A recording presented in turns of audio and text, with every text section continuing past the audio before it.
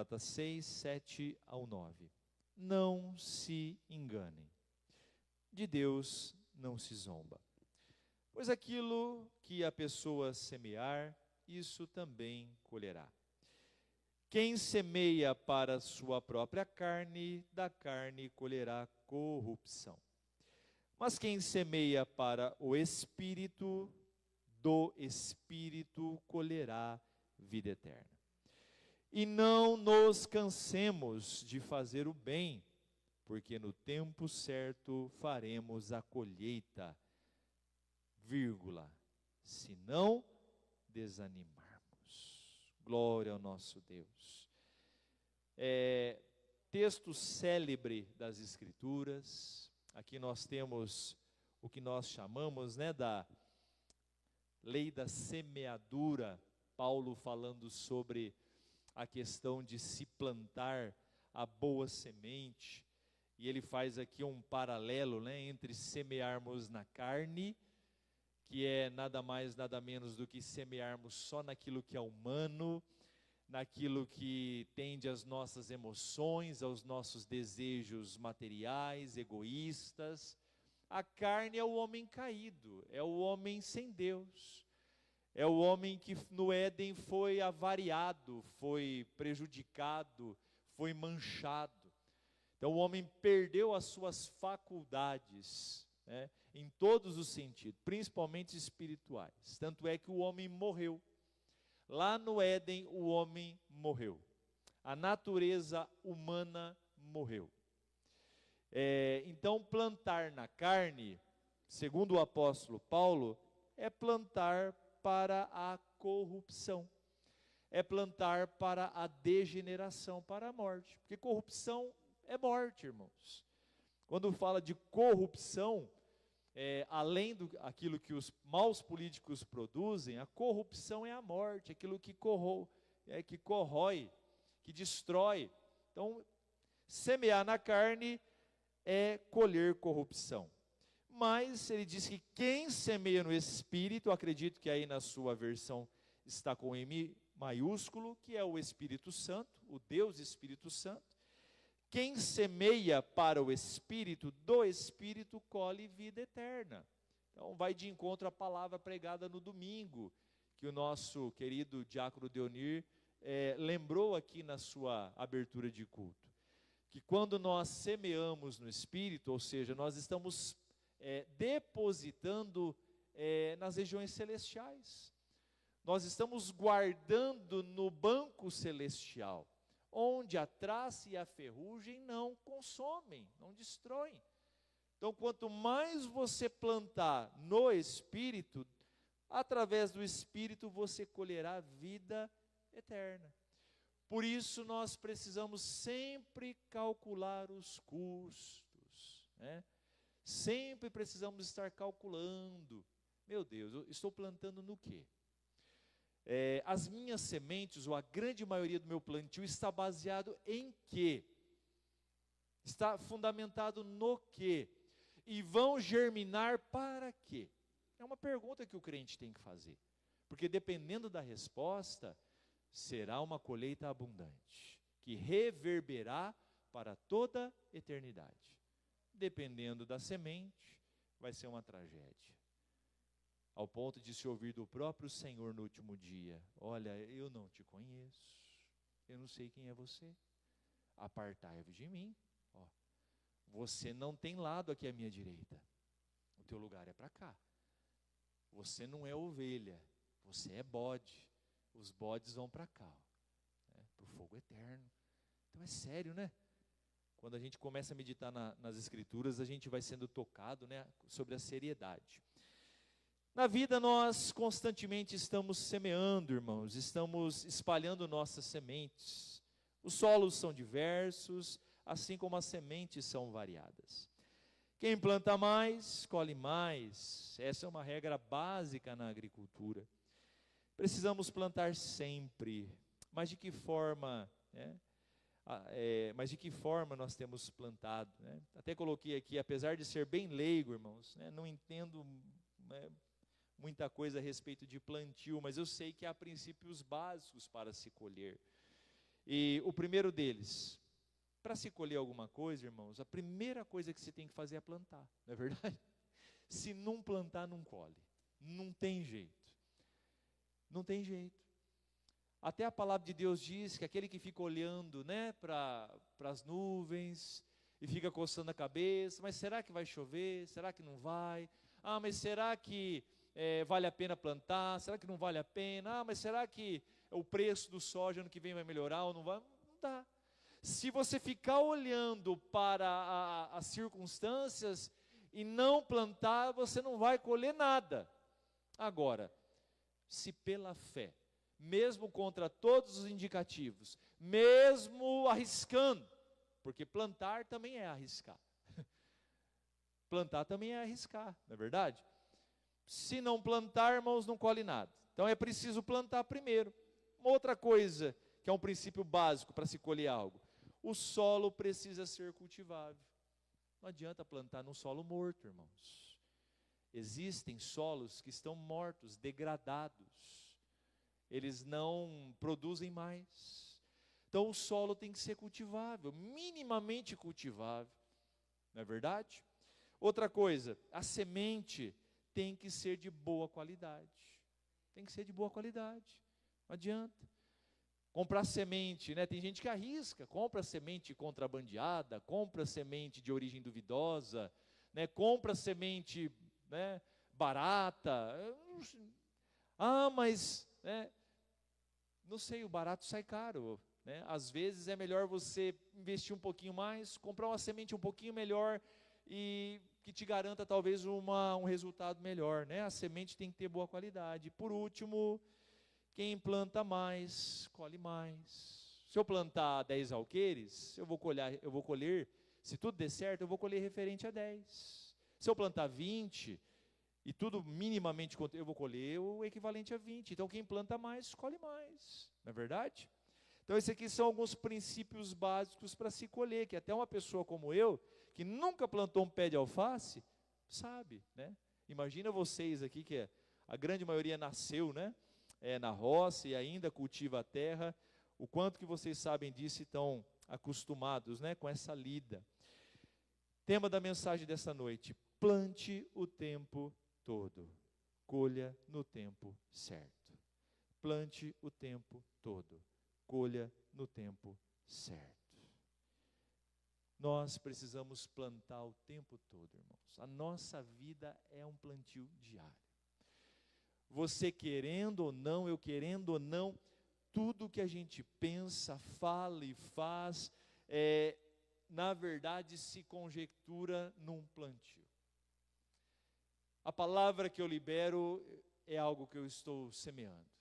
Uma ação que eu faço, boa ou ruim, é algo que eu estou plantando. Um pensamento bom ou ruim é algo que eu estou plantando. Todas as nossas ações, pensadas, faladas, sentidas, se revertem num plantio. São sementes. E aí eu acho muito interessante esse texto, né? Porque o apóstolo Paulo aqui, no versículo 7, ele diz assim: não se enganem, de Deus não se zomba. Ou seja, o que ele está dizendo aqui, queridos Gálatas, queridos irmãos de São João de Ivaí, não se enganem, tudo aquilo que o homem planta, o homem colhe. E às vezes nós temos uma memória muito curta, seletiva talvez. Às vezes hoje nós estamos padecendo de dores, sofrimentos e passando por dias difíceis. E a gente se pega até lutando com Deus, se pega até falando com Deus: Deus, o Senhor não me ama, por que eu estou passando por isso? Mas a gente se esquece que os frutos que nós estamos colhendo hoje, talvez amargos, ruins, talvez aqueles igual caqui, né, marrento, são produto do que nós semeamos lá atrás. Só que a gente esquece, né? A gente esquece. Então é bom a gente ativar a memória e lembrar. Por quê? Porque graças a Deus, tudo passa. Tudo passa. A época de colher esses frutos amargos, marrentos, vai passar. Talvez eu e você vamos ter que colher até o último, não vai ter jeito, não vamos fugir disso. Mas a hora que terminar, Então, pera lá, se eu ainda tenho que colher algum fruto difícil, então eu preciso me preparar para a próxima colheita. Então eu vou mudar o plantio. Eu vou plantar sementes que vão me trazer bons frutos. E aí vamos plantar, porque a gente sabe que toda planta tem um tempo de maturação, de cultivo, até que ela chegue no período da colheita. Não é verdade? Então, ler palavras assim, ou meditar em textos assim, nos faz pensar. Saber que se hoje estamos numa situação difícil, é porque talvez lá atrás plantamos coisas ruins. Mas sempre há tempo de mudança. Enquanto um coração está batendo, irmãos, enquanto a vida aí dentro de nós, tem tempo de mudar. Há tempo de se arrepender. Há tempo de plantar coisas boas. Ah, mas eu já estou com tantos anos, e daí? Caleb estava com mais de 80, Deus deu para ele força, esperança e ânimo para ele viver o tempo dele. Não é verdade? Então a idade, irmãos, não limita o agir de Deus. Talvez limite o meu, mas não o agir de Deus, não é verdade? Plante o tempo todo, colha no tempo certo. Primeira coisa que eu, meditando aqui, identifiquei nessa passagem. Plante boas palavras, colha bons frutos. Então aqui tem um tripézinho, né? Claro, irmãos, como pastor presbiteriano, eu não consigo fugir muito do sermão presbiteriano, né? Geralmente a gente usa 3 pontos aqui, né? Eu sou meio tradicional nisso. Mas aqui você pode tirar muito mais coisa. Mas como o tempo não me permite, então eu pedi a Deus aqui para me ajudar nessa palavra. Então montamos aqui com a graça de Deus um tripé, tá? Um tripézinho, para que a gente possa colher bons frutos. Então a primeira perninha desse tripé é plante boas palavras. Eu me lembro de uma história que eu ouvi uma vez. Diz que o pastor foi fazer uma visita na casa de uma família. E quando ele chegou lá, ele viu um menino. O menino tinha um kit de cientista, de brincadeira, né? O microscópiozinho lá, né? As seringas, as coisinhas ali, aquilo que usa ali para ciência. Era um brinquedinho. E aí o pastor chegou e falou para o menino, perguntou diante dos pais: ô menino, o que você deseja ser quando você crescer? Qual que é o teu sonho, né? Quando você crescer, o que você quer ser? O menino, na hora, eu quero ser cientista. Aí o pai já deu aquela risada de deboche e disse assim: pastor, se esse menino arrumar uma vaga na equipe de coleta de lixo da cidade, eu já estou erguendo a mão para o céu. Já pensou? O pastor na hora repreendeu o pai, né? Corrigiu o pai, olhou para o menino e disse: meu filho, você pode se tornar um grande cientista e tudo mais quanto você desejar. Estude, crê em Deus, percorra o teu caminho e Deus fará de você o que agradar ao Senhor. Está aí, irmãos. Plante boas palavras. Quantos pais plantam diariamente palavras horrorosas na vida dos seus filhos? Talvez o menino não tivesse boas notas, talvez o menino não era tão estudioso. Mas em vez de eu matar um sonho de uma criança, o que eu devo fazer? Vamos identificar qual que é o problema da criança. Às vezes o problema do menino é um óculos. Não está enxergando direito. Por isso não vai bem. Às vezes é um desequilíbrio na questão cerebral, nas funções cognitivas. Leva no especialista, toma uma medicação, ajusta a dose, pronto. Resolveu o problema. Às vezes é cortar alguns excessos, como pai ali, e mãe se impor, né, fazer a criança entender que tem hora para tudo. Agora, não falar uma coisa dessa. Mas milhares de pais falam palavras dessas para os seus filhos. Talvez eu fale com filhos aqui que cresceram ouvindo isso dos pais. Não é verdade? Mulheres que desestimulam o seu marido. O marido às vezes tem um sonho, tem um projeto, né? E aquela mulher sem sabedoria, sempre jogando para baixo, né? Tem maridos que matam os sonhos da esposa. A mulher tem desejo de fazer uma faculdade, tem desejo de tirar a carteira, tem desejo de, enfim, fazer um concurso. E o marido, você passou da época, você já está velha, você é burra, você é isso. Não, irmãos. Plante boas palavras, colha bons frutos. Gisele, Provérbios 18, 20 e 21. Glória a Deus. Olha que interessante, irmãos, as palavras de Salomão. Do fruto da boca, o coração se farta. Ou seja, daquilo que eu falo, eu encho o meu coração. Do que produzem os lábios, ele se satisfaz. A morte e a vida estão no poder da língua. Quem bem a utiliza, come do seu fruto. A morte e a vida estão no poder da língua. Quem bem utiliza, come do seu fruto. Então, se eu e você somos cristãos, que fazem bom uso da nossa língua, das nossas palavras, nós nos fartaremos das bênçãos e benécias que nós plantamos. Agora, aqueles que fazem mau uso das suas palavras, irmãos, a vida e a morte estão no poder da língua. Está aí. Não é difícil entender porque que tem muita pessoa vivendo uma vida de morte. Sonhos mortos, casamento morto, tudo morto. A pessoa vive num funeral diário. Talvez seja essa uma das razões, né? Uma delas, não é verdade? Plante boas palavras, colha bons frutos. Louvado seja Deus. Outra coisa que eu entendi aqui. A segunda perninha desse tripé. Se o primeiro é plante boas palavras para colher bons frutos, a segunda é plante boas ações, colha bons frutos. Plante boas ações. Plante boas ações. Você nunca terá do que se arrepender, se você escolher o caminho das boas práticas.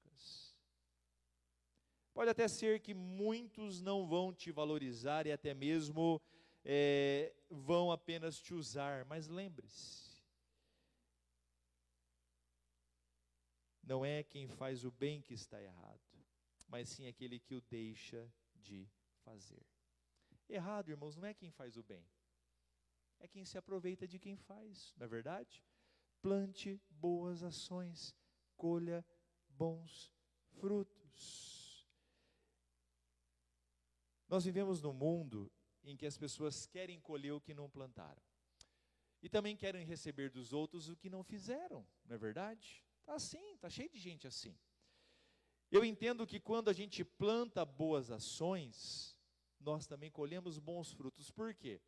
Porque quando você faz uma boa ação a alguém, a pessoa mais abençoada não é quem você ajuda, é você mesmo. Quando a gente estende a mão para alguém, e quando eu falo de ajudar o próximo, queridos, eu não estou falando necessariamente de ajuda financeira, não é isso. A gente ajuda alguém sonhando com ela, sabia disso? Às vezes a pessoa vem toda empolgada a contar um projeto, um sonho para a gente, e o simples fato da gente abraçar aquela pessoa, dar as mãos para ela e falar, olha, eu estou com você, eu vou te ajudar, eu não tenho dinheiro, mas eu tenho uma boca, eu tenho um Deus, eu tenho fé, e eu tenho meus joelhos, eu vou dobrar eles por você. Se for da vontade de Deus, e se for para o teu bem, vai dar certo. Pronto. Então, boas ações não são necessariamente ajuda financeira ou algo direto. Então, quando você torce por alguém, você ora por alguém, quando você sonha o sonho de alguém, você está fazendo algo de bom. E o apóstolo Pedro ensina isso lá na carta dele, na primeira carta dele, Gisele, capítulo 3, a partir do verso 8. Muito interessante isso. Finalmente, tenham todos o mesmo modo de pensar, sejam compassivos, fraternalmente amigos, misericordiosos, humildes, pode seguir até o 12. Não paguem mal com mal, nem ofensa com ofensa, pelo contrário, responda com palavras de bênção, pois para isso mesmo vocês foram chamados a fim de receberem a bênção por herança. Pois aquele que quer amar a vida e ter dias felizes, coloque freio na língua, refreie a língua do mal e evite que os seus lábios falem palavras enganosas. Afaste-se do mal e pratique o bem, boas ações. Busque a paz e empenhe-se por alcançá-la. Porque os olhos do Senhor repousam sobre os justos e os seus ouvidos estão abertos às suas súplicas. Mas o rosto do Senhor está contra aqueles que praticam o mal. Plante boas ações. Plante boas ações. Essa é uma das condições também que nos fazem colher bons frutos. Quanto mais bem você faz ao próximo, mais fruto você colhe. Quanto mais boas palavras você planta, mais bons frutos você colhe. Isso é fato comprovado e consumado na palavra de Deus. E por último, última perninha desse tripé, plante através da oração diante de Deus e colha bons frutos. Então, plante palavras, plante ações, plante oração diante de Deus. Todo aquele que semeia suas orações com lágrimas, um dia se fartará da resposta que virá dos lábios do Senhor. Isso é fato. E uma das coisas que a gente não pode cair na armadilha é de se preocupar com o tempo. Porque eu já vi muita gente se queixando. Ah, pastor, mas eu oro há tantos anos, não vejo nenhum movimento diferente. A oração, irmãos, talvez seja o ato que mais se parece com o plantar, com o plantio. Por quê? Quando você ora, você está literalmente cavando um buraco na terra e você está plantando a semente através das suas palavras e da sua fé. E você fecha novamente aquele buraquinho, a sua oração está ali, e agora é o quê? Você rega com as suas lágrimas, você rega com a sua intercessão, você rega com a sua fé e com a sua paciência. E que eu saiba, não existe só soja no mundo, não existe só milho no mundo, não existe só algodão no mundo, não tem só manga no mundo. Existem milhões de variedades de frutas, de vegetais, enfim. Cada um deles tem o seu tempo. Às vezes o que a Gi semeou veio em um ano. Talvez o que a Eglivan semeou virá daqui 10. Talvez o que a outra 15, o outro 20. Por quê? São situações diferentes. E Deus tem o seu tempo para agir. Agora, como o princípio básico para colher, o primeiro que eu falei para vocês é plantar. Se não plantar, uma coisa eu sei. Quem não planta não colhe. Quem não ora não tem resposta. Simples assim. Se você não orar, nada vai acontecer. Se você orar um pouquinho, nem que seja um pouco, você vai ver. Se você orar bastante, se você semear bastante, se você regar com as suas lágrimas, se você depositar a sua fé como adubo ali para... irmãos, a chance de colher é gigantesca. Agora, o tempo não pertence a mim, não pertence a você.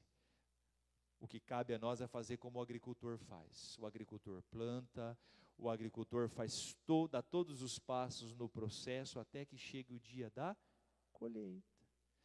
Salmos 126, Gisele, 5 e 6, por favor. Olha que palavra mais linda do salmista. Os que com lágrimas semeiam, com júbilo colherão. Quem sai andando e chorando enquanto semeia, voltará com júbilo, trazendo os seus feixes. Volta no 5 de novo, Gisele. Os que com lágrimas semeiam, com júbilo ceifarão. O que é lágrima hoje, se tornará em júbilo. Você sabe o que é júbilo? Sabe o que é júbilo? Júbilo, irmãos, é alegria ao cubo, a quarta potência, a quinta potência, a décima potência. É algo assim que não cabe. Pensa na maior alegria que você já teve na sua vida, no dia mais feliz, aquele dia que você não se continha, né? Talvez seja o dia do nascimento de um filho, em que você quer contar para todo mundo, quer mostrar para todo mundo. Hoje até perdeu um pouquinho, né, porque hoje você posta lá, antigamente você tinha que ir contando, espalhando, o pai pegava e saía buzinando na casa dos parentes, nasceu, né? Júbilo, júbilo. Então, quem semeia com lágrimas, com dor, muitas vezes sem força, até para falar como Ana, né, ali diante do sacerdote Eli, irmãos, colherá com júbilos. Quem sai andando e chorando, andando, né, é o verbo indicação, não é? Andando, movimentando e chorando, né? Ali o chorar significa o quê? As lágrimas são o derramar, são a exposição da nossa alma ao Senhor. Com alegria, com júbilo colherão seus feixes. Está no plural, feixes? Tá, né? Não é feixe, não está no singular, né? Está no plural. É mais de um feixe. São feixes. Que coisa especial, né? Para encerrar, Lucas 11, do 9 ao 13. Para a gente orar e ir para casa com o coração abastecido. Palavras do Senhor Jesus. Por isso digo a vocês, peçam e lhes será dado. Busquem e acharão. Batam e a porta será aberta para vocês. Pois todo o que pede recebe, o que busca encontra, e quem bate a porta será aberta. Quem de vocês, sendo pai, daria cobra a um filho que lhe pede um peixe? Ou daria um escorpião ao filho que lhe pede um ovo? Ora, se vocês, que são maus, e bota mal nisso, sabem dar coisas boas aos seus filhos, quanto mais o Pai Celeste dará o Espírito Santo aos que lhe pedirem. Irmãos, aqui está o mistério da coisa.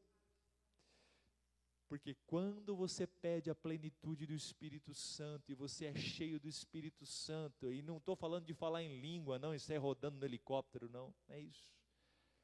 É ser cheio da plenitude, é ser guiado, controlado pelo Espírito Santo.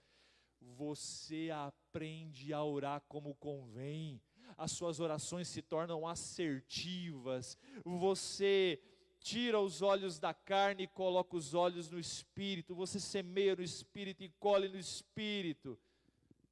Mas quando você não tem o Espírito Santo, você fica batendo, fica pedindo para Deus, mas um texto puxa o outro, já estou acabando, é de verdade. Tiago 4, deixa eu achar aqui, ó. Tiago 4, o que eu vou fazer, irmãos, né? Tiago 4, verso 13, a partir do 13, deixa eu ver aqui se é esse mesmo.